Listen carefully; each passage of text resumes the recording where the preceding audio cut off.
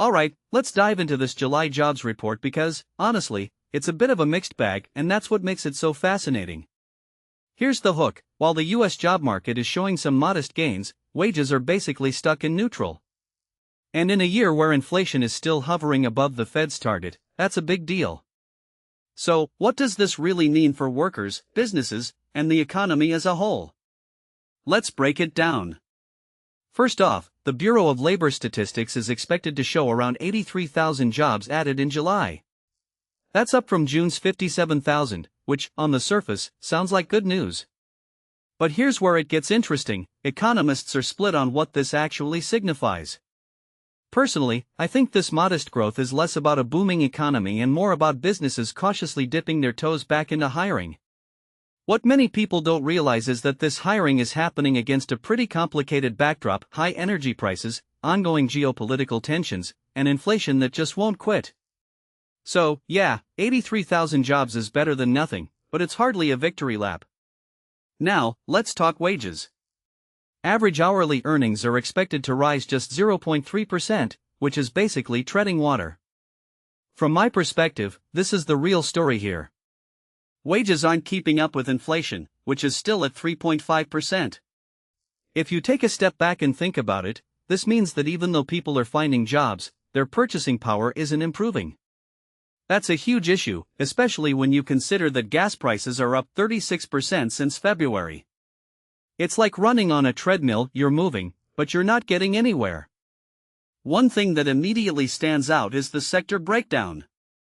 Healthcare and education are leading the job gains, which isn't surprising; those sectors have been resilient for years. But what's really interesting is the potential rebound in leisure and hospitality. After a 61,000 job decline in June, economists are expecting a modest uptick. Why does this matter? Because leisure and hospitality are often seen as a barometer for consumer spending.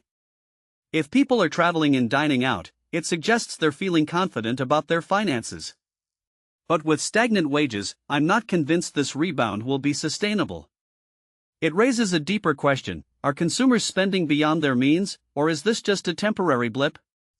Another detail I find fascinating is the manufacturing sector. For the first time since September 2023, manufacturing employers are hiring again. Now, the numbers are small, just 18,000 jobs, but it's a positive sign after years of decline. What this really suggests is that the US is starting to see some benefits from onshoring and AI-related demand. But here's the catch: new tariffs on 60 economies could throw a wrench in this progress. 25 states are already suing to stop them, which just adds another layer of uncertainty. In my opinion, this is a classic example of policy and economics colliding in unpredictable ways. Now, let's talk about the federal. A strong jobs report could pave the way for another rate hike as early as September. Fed Chair Kevin Warsh has made it clear that inflation is the top priority, and the futures market is already pricing in a 50% chance of a hike. But here's where it gets tricky: not all economists agree that the report will be that positive.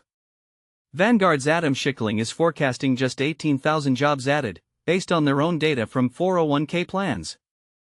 That's a huge discrepancy, and it highlights just how uncertain the economic outlook really is. Personally, I think the Fed is in a tough spot.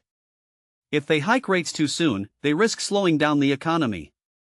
But if they wait too long, inflation could spiral out of control. So, what's the bigger picture here?